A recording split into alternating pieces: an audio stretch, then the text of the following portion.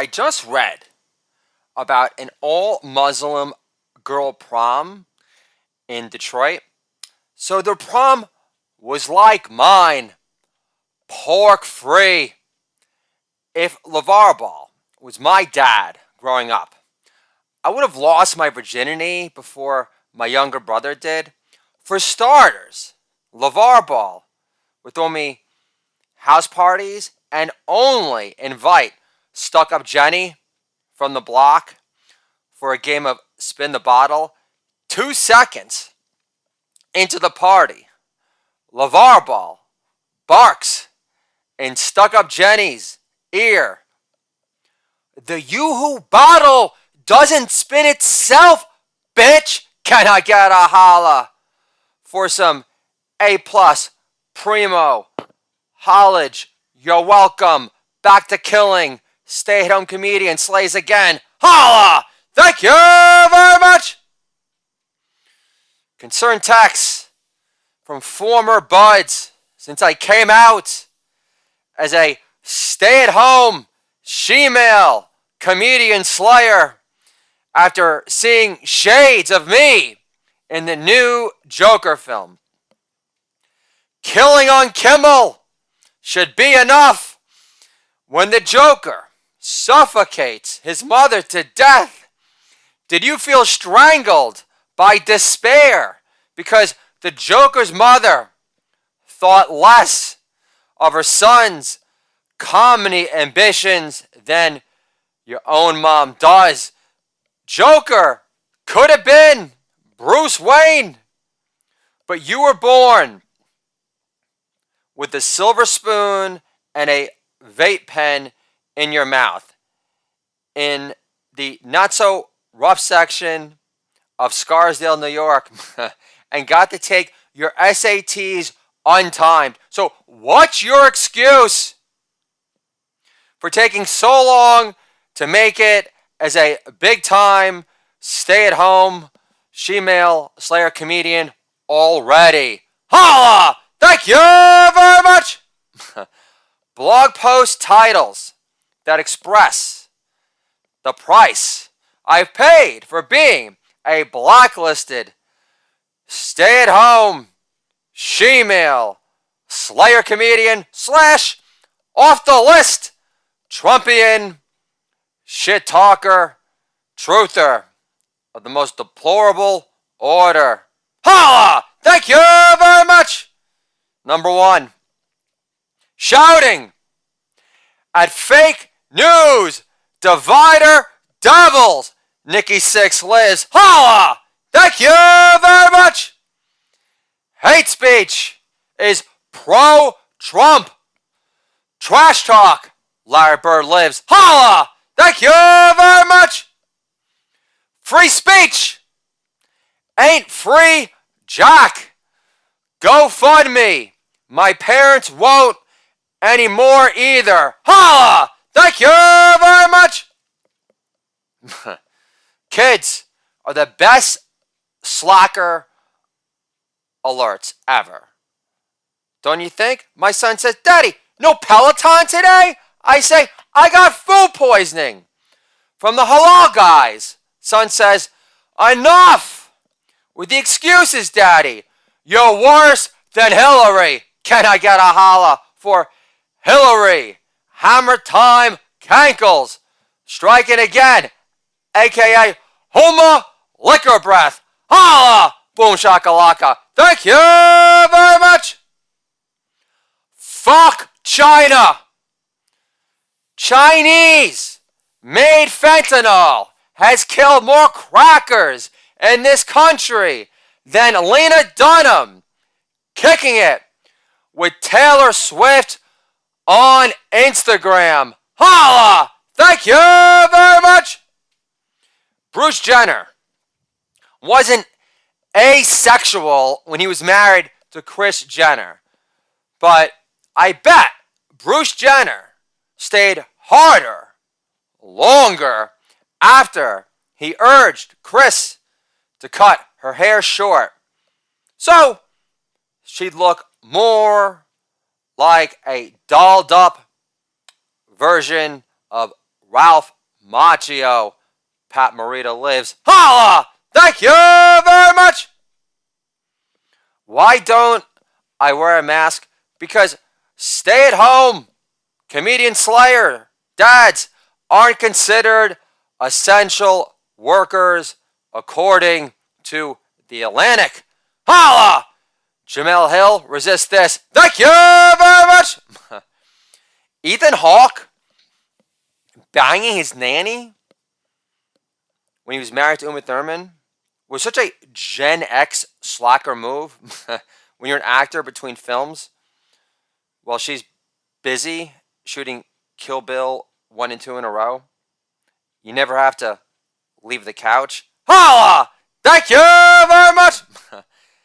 It's hard to feel like you're a man going places when you're a stay-at-home she-male Slayer comedian, especially when your wife's smartphone sends her an alert after you've made another questionable purchase.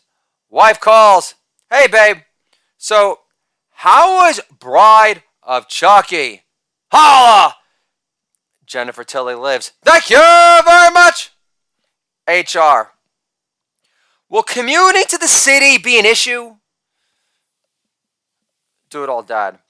After looking after 3 kids for 3 summers in a row without centralized AC, a commute on Metro North will feel like a 5-week rave in Germany. Holla! Eurotrash lives. Thank you very much! This is an impersonation of my daughter, Singing Rose Shoshana Kornbluth, playing the role of in-house marriage counselor again. Pause, Daddy. Mama got your point mid-breath. Holla! Thank you very much! My wife just got my daughter a puberty book at 9. I said to my daughter, don't worry, Tilly.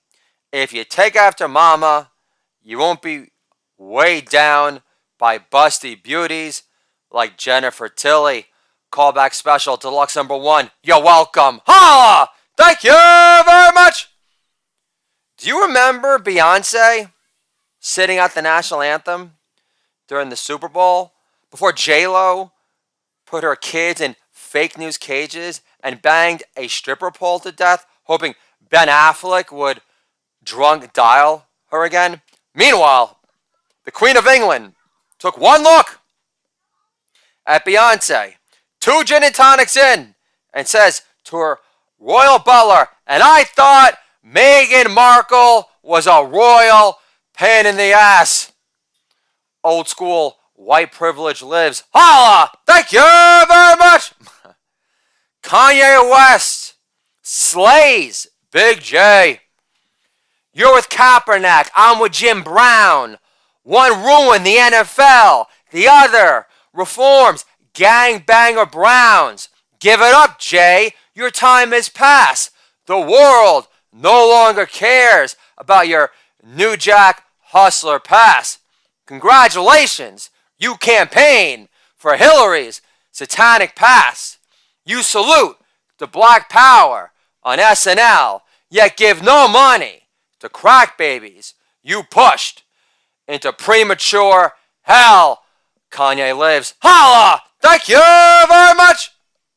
Jeff Ross roasting Jay-Z in the VIP room on Super Bowl Sunday. Hey, Jay, don't you think child separation can be a good thing? I mean, look how you turned out. Plus, if Coco never got separated from his parents, he never would have become a mini Los Lobos in the making. And why did Beyonce sit out the national anthem, Jay? Let me guess. She hated Demi Lovato's version of the national anthem because she sounded too much like the white privilege version of Alabama Shakes. Holla! Thank you very much! Tom Brady claims his cameo at a massage parlor on Netflix wasn't a dig at Patriots owner Bob Kraft, adding, look, nobody is perfect.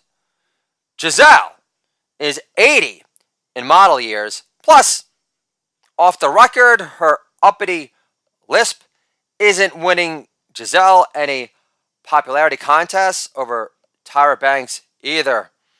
Last, Bob Kraft only uses older happy enders who weren't yanked off the boat yesterday. Holla! Thank you very much! This is Cory Booker flirting with Rosario Dawson backstage at a Broadway playhouse. Was it you or Chloe Sevigny who got AIDS in kids? Just playing. In the end, that white bitch didn't feel so privileged after all. Holla! Thank you very much! This is my impression of Dr. Dre and Eminem discussing Microsoft's merger with LinkedIn. Dr. Dre says, hey Slim, Microsoft paid $4.5 billion for LinkedIn. Eminem says, word! LinkedIn is lamer than ever, yo! Holla! Thank you very much! Trump was the new Hitler. Eminem, you do realize Trump lifted the lifetime ban on Jewish membership after he bought Mar-a-Lago. Slim on Fact Shady. Holla! Thank you very much! Last year, for a homeschooling project post-corona, I helped my son write a story using the Pixar story mapping method that went like this. Once upon a time, there was a soldier named Gung Ho who would treat Cobra Commander like his gimpy bitch in Pulp Fiction. Every day he'd get a new gun because he'd always lose the last. One day he found all his missing guns. Because of that, he started talking to his lone gun. Until finally, Gung Ho married his gun. I had my son name his story Semi-Automatic Love. Can I get a holla for a school assignment? Then to get my son suspended from school because it was fucking hardcore, hilarious, and Bad Boys, Soy Boys, before my son came out as a full-time crocheting comedian, are nothing to fuck with. Holla! Thank you very much! Hate is good because it motivates you to seek out places where your presence is valued and appreciated, like at a Trump rally before he let democracy die under his watch to make your sex life back then above average again. Put my man meat in, Indiana MILF. I'm ready to play. Mellencamp lives. Holla! Thank you very much! How will Joe Biden, a.k.a. Mr. Groper, help end the pandemic?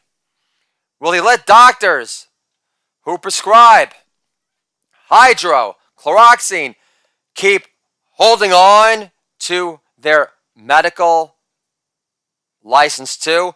Vanilla Fudge lives. Holla! Thank you very much! W. Posting fake news, thought leadership tweets, or having any followers who give a shit about what he has to say on anything, especially on how to capture the essence of a maimed Navy SEAL's essence within a finger painting he gave PTSD D2 is weird. It's like Jon Stewart regretting his decision to retire prematurely to showcase his post-Obama wokeness on Laura Ingraham, admitting, "Laura, I should have stuck with shaving and kissing Bruce Springsteen's ass on The Daily Show for a living." Holla! Thank you very much! Jon Stewart adds, "Laura, what I really miss the most is slipping Bruce a new mix of Gary Clark Jr. performances from South by Southwest underneath his dressing room at The Daily Show before showtime. One time he opened the door as I was doing so, but I played it cool and said with a straight face, 'This doesn't mean I have a crush on you, boss.' Holla! Thank you very much!" LeBron James wants to become president of the United States just so he could tell Laura Ingraham to stick to being a less ghoulish Ann Coulter for a change. Holla! Thank you very much! The poor sport from Dick's. Kids learn bad habits from dad, but not according to an out-of-shape, late middle-aged sales rep for Dick's Sporting Goods in Danbury, Connecticut. I'm about to buy a boxing bag for my kids and say, "Kids learn bad habits from dad." That's why I wasted my youth on smoking cigarettes and watching the Knicks stink up the joint year after year. The dick-headed, defiant sales rep from Dick's, who was no younger than 70, whose body was no temple of fitness either, replies, "That's not true, because my dad smoked cigarettes and I was an athlete. My kids are athletes too." I say, "So your sons force you to work at Dick's for their employee store discount? I don't get it. I don't get it." Tom Hanks, old school Tom Hanks in Big Lives. Holla! Thank you very much! Also, what sport did you letter in? Because being an all-around dick doesn't count. Because if you didn't smoke, why should I give a shit about your kids being considered athletes either? Unless your athlete sons earn sports scholarships to prove white man's disease doesn't matter because they can drain jumpers with their eyes closed. And if that isn't the case, I'm not interested in your motivational coach assessment abilities. Sorry. Holla! Thank you very much! Uncomfortably queasy. Weekend memories of my mom's Kraft mac and cheese don't fill me with comforting ease. For some reason, the mere image of a half-eaten bowl in the sink gives me imminent, deathly chills inside. Like the time I started pissing on myself from snorting crystal meth prior, thinking it was just exceptionally pure, uncut cocaine, because after only one line, 5 hours later, I kept pronouncing out loud for all of Hermosa Beach to hear, "This shit is great!" Like a coked out Tony the Tiger used to bad coke, which tastes like chalky Ajax. In my mom's defense, she worked full-time as a loan officer for JP Morgan in Manhattan. So I can't blame her for mailing it in on Saturdays. By throwing together some Kraft mac and cheese, knowing my dad's half-ass, surly, undersalted, sickly looking, off yellow, scrambled eggs made before basketball practice on Saturdays weren't filling me with unconditional, lovely cheer either. Again, I can't totally shit on my parents' half-hearted weekend creations in the kitchen throughout the 80s and early 90s because brunch wasn't a thing yet, nor was any Kraft put into making mac and cheese from scratch yet, using a plethora of fancy, foreign, pricey cheeses, such as specks of imported Parm, always sultry smooth, Italian fontina, or rind-free French brie. Lobster, mac and cheese, wasn't conceived yet by some fabulous brunch visionary hotspot restaurant owner in West Hollywood who longed for something dreamier to sink his teeth into at noon on a Saturday, hungover, basking in the gorgeous LA patio sun after being burnt out on being reared on fried egg topped cheeseburgers from Fatburger and Van Nuys as a kid, who shared less in common with Adam Carolla growing up than the wheatgrass bartender for Jamba Juice on Ventura Boulevard. Tom Petty lives. Holla! Thank you very much! So, for Super Bowl Sunday this year, this old G decided to make my own Mac Daddy version of mac and cheese. To make my 3 koshertarian comedian children yell with unmatched glee. Party time! Excellent! I feel the funk! Not. Who's that black chick with Austin Powers in that commercial, Daddy? Is she a mini-me version of Queen Latifah? I don't get it. My plan of attack was to create a Mac Daddy and cheese that wasn't too cheesy, like the Phantom of the Opera halftime show, because nothing screams halftime entertainment more than a bunch of jilted, creepy-looking dancers in masks putting on a zero thrills production of Phantom of the Opera meets Friday the 13th during the year of COVID-19, which has unmasked all the propagandists in the media, unibrow Maddo included, obviously, who prop up fake news, working class heroes, such as Bruce Springsteen, who blames his manager for never paying taxes till he got on the cover of Time magazine after Born to Run blew up. But I digress. Bruce pretended he was on acid to avoid being drafted, yelling, "War! Huh! What's it good for?" Besides fodder for my upcoming Born in the USA album about my fake news brother who dies in Vietnam. Does your office look like a Salvador Dali poster? That where Salvador Dali takes a giant kaleidoscope shit on your desk?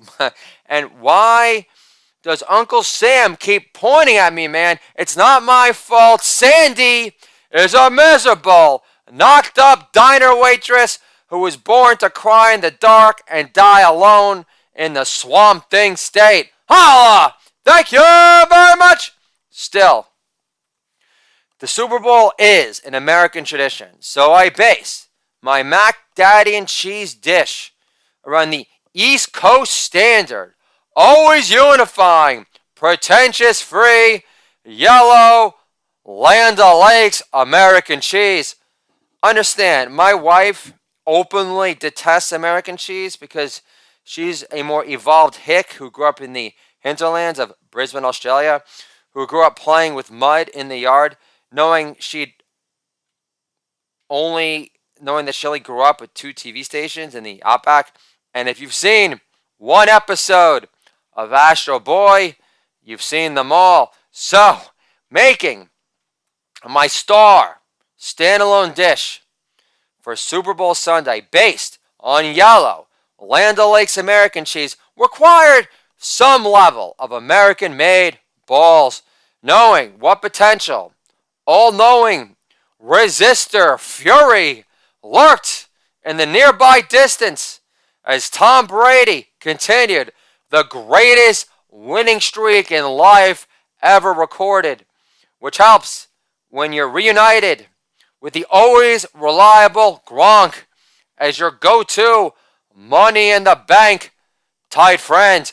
At the same time, I didn't want the American cheese to be the sole attraction, similar to The Weeknd surrounding himself with the most unattractive, peaceful protesters against the savagery of self-esteem enhancing plastic surgery within the sunshine scurrying state. Holla! Thank you very much! My kids love broccoli, like myself, assuming you make it with love.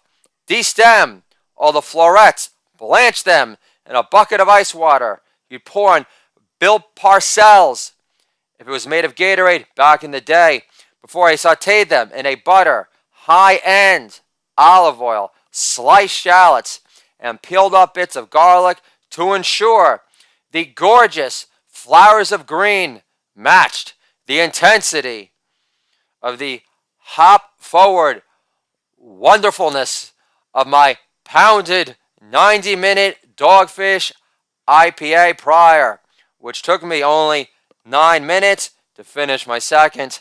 Holla! Thank you very much! I use pasta, macaroni shells, from some Italian pasta maker, which costs $3 max, which totally contrasts charges of my wife being a spendthrift wasteoid 24/7, 8 days a week. Holla! Thank you very much! I'm not going to call my Mac Daddy and Cheese the Tom Brady of mac and cheeses, although my 4-year-old son continuing to polish off his bowl even after his mac and cheese cooled is still sustained excellence in my book too. Holla! Thank you very much! Bad boy, soy boy, can I get a holla? Old school Puff Daddy lives again. Holla! Thank you very much! Once upon a time, there was a biracial Korean Jewish kid from the Riverdale section of the Bronx, Stephen Park, otherwise known as Bad Boy, Soy Boy, since he unleashed his nunchucks of fury at a block party on a bunch of shit-talking, instigating black gangbangers who wore the same white beater, cornrows, and cut-off jean shorts, looking like they were dressing up for Coolio Appreciation Day, who never dared to call Bad Boy Soy Boy a COVID chink in his miss ever again, as he cracked one cornrow braided skull in two after another without breaking a sweat in a New York minute. David Carradine lives. Holla! Thank you very much!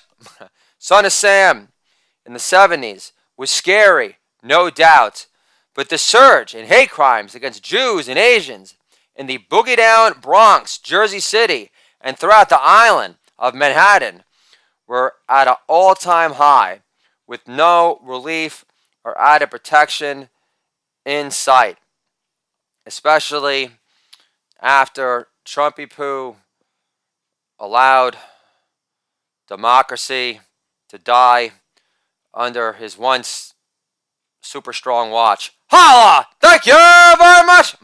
Cops today were younger, softer, and far less hardcore than their 9/11 predecessors. Nobody in the force today possessed the balls to make money on the side through good old-fashioned extortion, like 99% of the force in the movie Serpico. Bail was banned in New York. Garbage filled the streets. Rats grew the size of Lena Dunham during Restaurant Week after challenging Leslie Jones to a Junior's cheesecake off. But even these woke, large, and in charge funny women couldn't believe what a scary shithole their cherished concrete jungle of yesteryear had become in 4 years flat. Crazy talk slogans punctured the air, such as ban ICE, because Homeland Security was so weapons of mass destruction years. Jon Stewart lives. Holla! I still love you, bud. Thank you very much! It's no excuse to mug Chinese grandma in Chinatown, yet the maiden Wuhan virus made New Yorkers at large crazier than ever, placing misplaced faith in a news media hell-bent on feeding more unregulated hate and fear into the nation, about black men in America being America's most haunted, despite not one enlightened BLM member, executive in charge, encouraging their fellow brothers and sisters to just stop resisting arrest or to resist the temptation to run out on a $200 dinner check in South Beach for spring break. God forbid. Every day, Bad Boy Soy Boy worked at his parents' deli in the South Bronx, despite living in the leafier, more snuggle-soft confines of Riverdale in the Bronx, where abandoned, torched, burnt down buildings to salvage a semblance of ROI from the insurance company were less common than a B-plus Korean student at Bronx Science. Bad Boy Soy Boy had to bite his lip at the deli every time some brother would come in there talking endless shit, that any fear of repercussion, yelling, COVID chink this, COVID chink that. Despite him being half Korean and half Jewish, it didn't make a difference, because cum bucket dumpsters such as Cardi B today were deemed heady, culture enriching poets from the street whose gaping, sloppy third snatch couldn't be beat. Allegedly, Jim Rome lives. Holla! Thank you very much! But one day, Bad Boy Soy Boy decided enough was enough.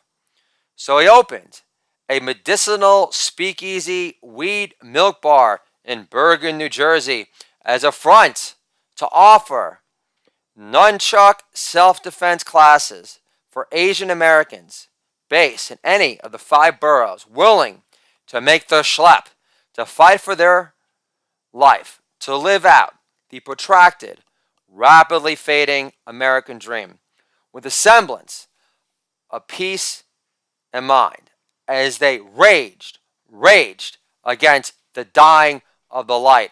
Dylan Thomas and Ronnie live. Holla! Thank you very much! Now, Bad Boy Soy Boy self-defense nunchucks of fury class became the #1 tourist destination in Bergen, New Jersey history. Not that there was much stiff competition in this department to begin with, but Bad Boy Soy Boy had a college roommate from the University of Pennsylvania who he talked to on the phone every day, who worked as a rock star chef for a Korean food truck in Old City in Philly, known for their Korean egg roll, cheesesteak, hot pocket, breakfast treats, who now had to invest in a bulletproof vest-covered food truck in Old City, which was once the only really safe area in Philly outside of Center City on Chestnut Street. But safe spaces for Asian Americans were now deader than Jeremy Lin's chances of gracing the cover of Sports Illustrated 7 times in a row. Again and again and again, especially since J.R. Smith bitched at the Knicks management about the golden child from Harvard who plopped into their lap out of the freaking blue because he was hogging the garden spotlight and the bike driving lane all for himself. Holla! Thank you very much! Asian Americans, including Koreans, Japanese, Chinese, were never bothered to study martial arts, thinking it wasn't necessary to learn from 1994 to 2020, were flocking to Bad Boy Soy Boy's self-defense nunchucks of fury class. Bad Boy Soy Boy's grandfather, Michael Kornbluth, was a Holocaust survivor when all the brown shirt Antifa members of their day banned guns. He used his own nunchucks of fury, gifted to him from his Korean father-in-law and cracked Nazi skulls hyped on crystal meth all his way to freedom, avoiding Nazi persecution like his 6 million brothers and sisters before him. Who pawned enough Nazi gold teeth from the skulls he cracked into with his nunchucks of fury to buy a boat pass to New York City, establish a family of his own, with his own reflexology wife therapist, and became a proud first generation deli owner, getting Jewish New Yorkers hooked on kimchi for more reasonable out from ever having to slip their wife some extended tongue ever again.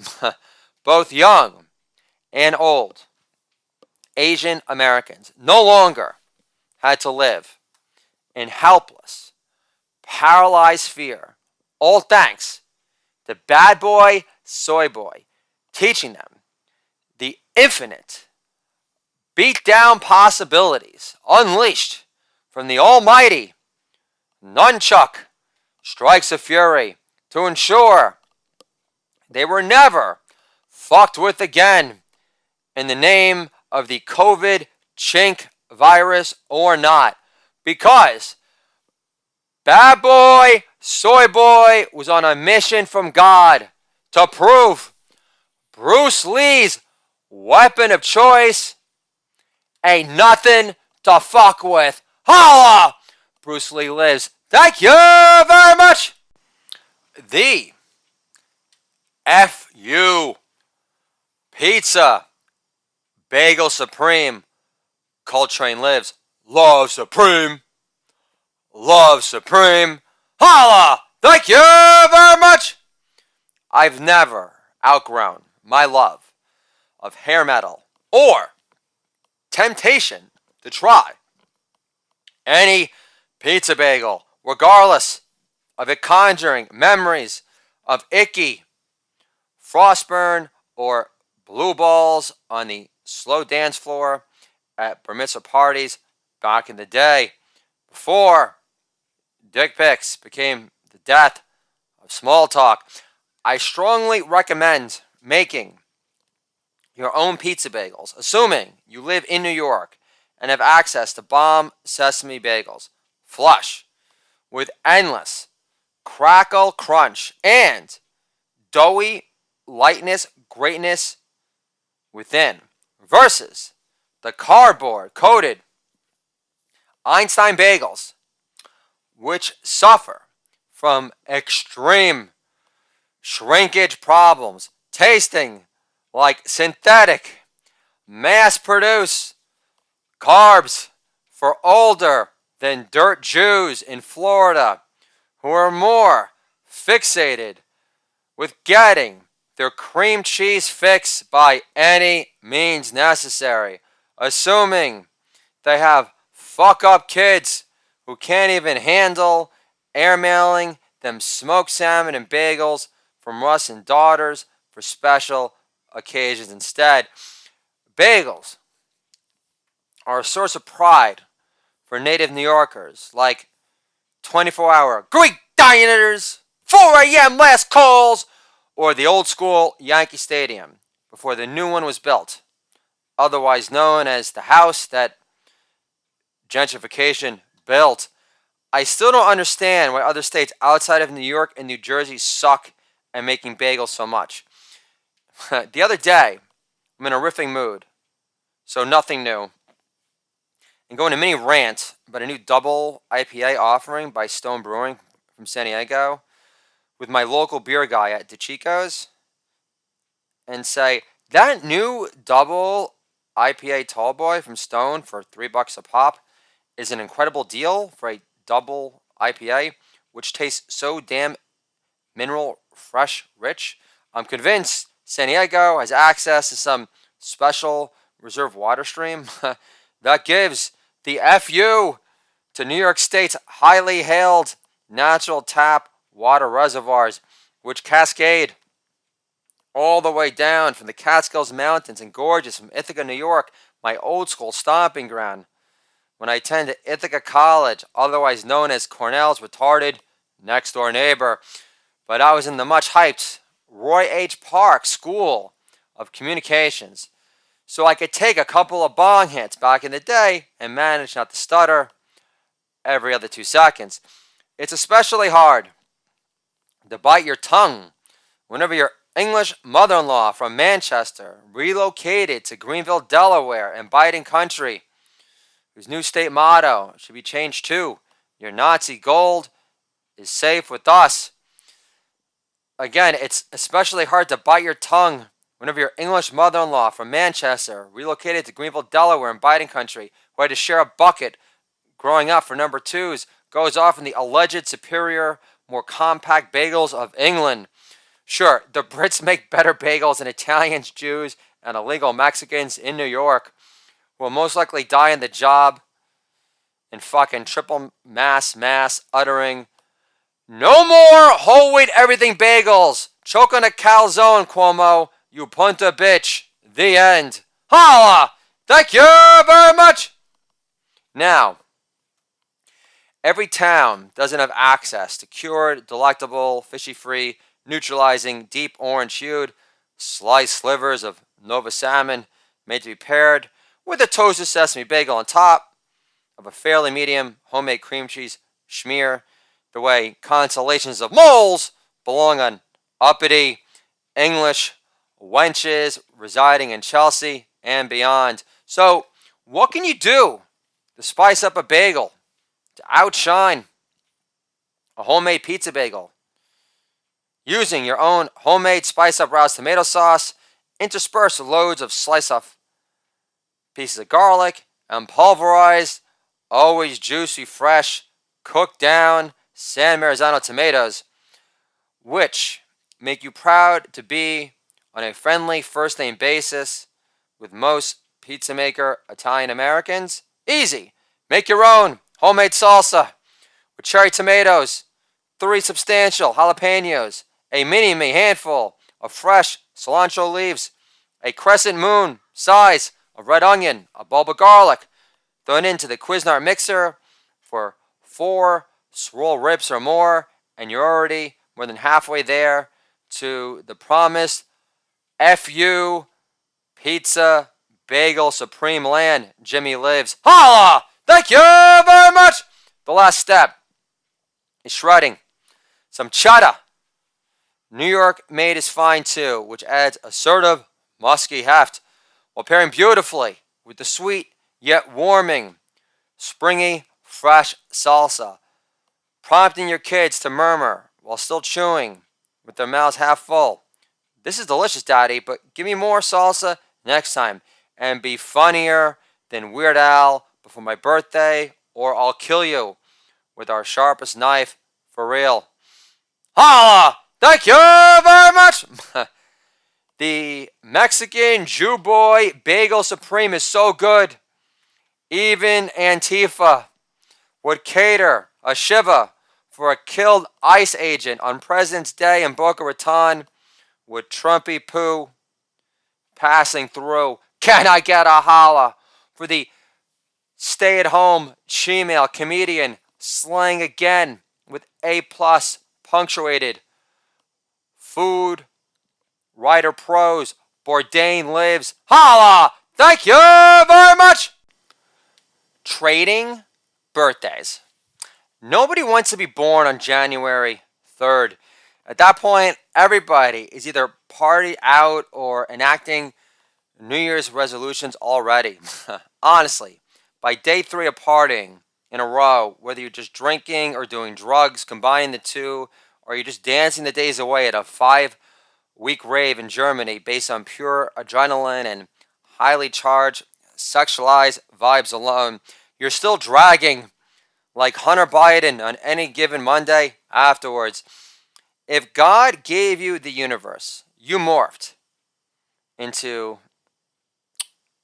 Bad Boy Soy Boy, aka Art Show USA, who was born on New Year's Day, inspiring his dear dada, to call him number one Capricorn. His dear dada didn't nickname him number one Capricorn to make him an insufferable, know-it-all, twat bore, but to praise the Almighty, the Most High, Hashem, for perfecting human civilization with his pitch-perfect, beautiful boy, who he blessed with out-of-this-world good looks, hilarious acting chops, and a beautiful builder, artist mind, ripe with unlimited imaginative, topping possibility, who miraculously, in contrast to his father and everything he did, exhibited a putz-free flow. Holla! Thank you very much! I'm also positive Bad Boy Soy Boy, a.k.a.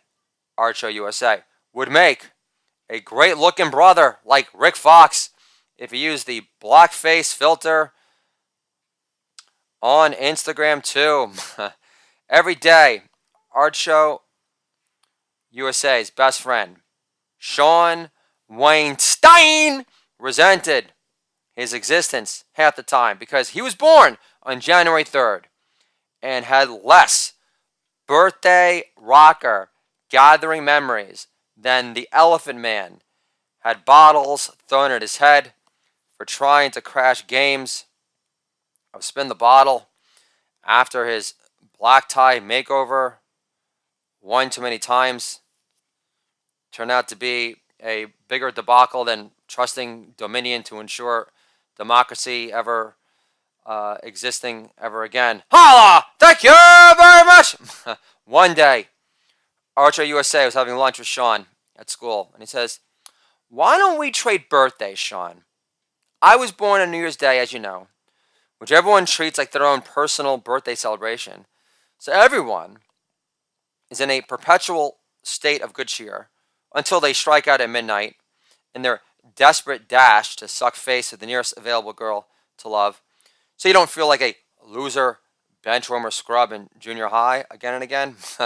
When you're born on New Year's Day, everyone is out of the house to celebrate their unique brand of specialness, allegedly, with their planned lifetime partners in love. Whether it's not done out of begrudging spite or not.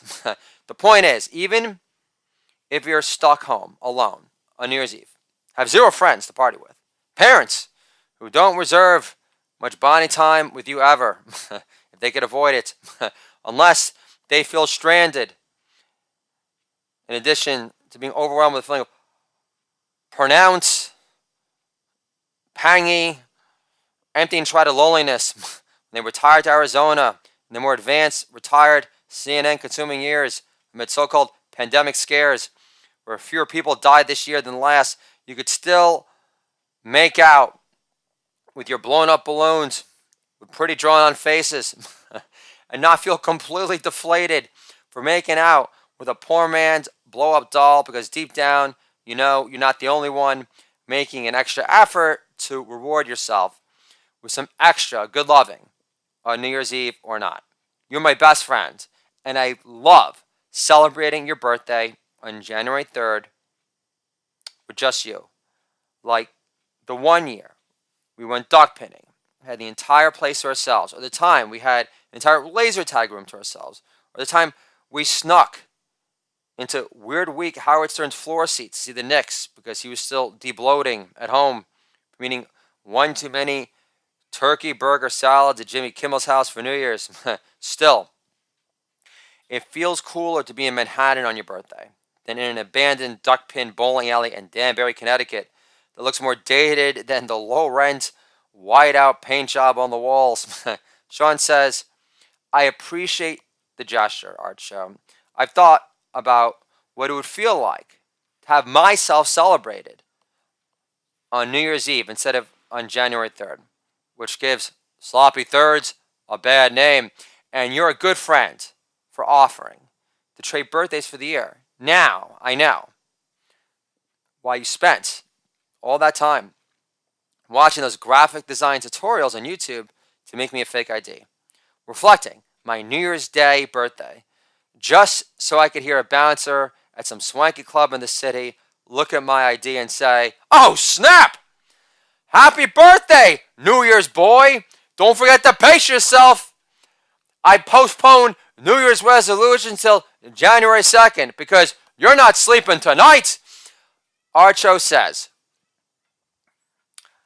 I did make you a fake ID for your birthday. I know you don't drink alcohol like me, but I wanted to give you the feeling of being a number one Capricorn for a change. Sean says, again, I appreciate the gesture, Archo, but I actually prefer the celebrities born on January 3rd. Eli Manning was born on January 3rd, and he's a much bigger pimp than Tom Brady. He's NFL royalty before we became a woke-plagued universe gone wild. Plus, Eli beat Brady in the Super Bowl and prevented his perfect season from happening due to him asserting his big-time clutch gene. So Brady is married to Giselle. Big deal. She's still 80 in model years. Callback special, deluxe number 2. You're welcome. Holla! Thank you very much! Robert Loggia from Scarface was born on my birthday, who plays Tony's Jewish mobster boss for a bit, who drops the hilarious line, "Never underestimate the other guy's greed." Archo says, I hear you, Sean. J.D. Salinger was born on New Year's Day like me, and he became a reclusive freak who spent 4 decades in the New Hampshire wilderness writing books for himself like a tweaked Holden Caulfield on an endless trust-funded retreat with all his time-release Adderall delivered to his doorstep by his various pharmacist groupie fanatics at large. So how much did he relish the company of others on New Year's Eve? Which I never really thought about until now. J. Edgar Hoover was a glamorized peeping Tom, also born on my birthday, New Year's Day. It's not as if Mini-Me, born on New Year's Day, who died prematurely in his 40s, could boast a sustainable, long-lasting career with legs after Austin Powers 3. Sean says, but we can't let your killer fake ID go to waste, Archo. I read about a Beastie Boys cover rap trio group performing at some dive bar on the Lower East Side on New Year's Eve this year. Why don't we go there together and get our bodies moving to some intergalactic planetary? We'll have to fight for room to dance because of the ban on smartphone devices to make old school hip-hop city life great again. Archo says, didn't you say the name of this gastropub on the Lower East Side was called Hip Hops? Sean says, you got it, Archo. With a friend like you in my corner, I'll always have a bigger hop to my step than the rest. Lobster, mac and cheese wasn't conceived just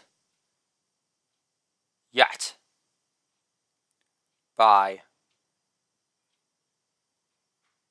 some fancy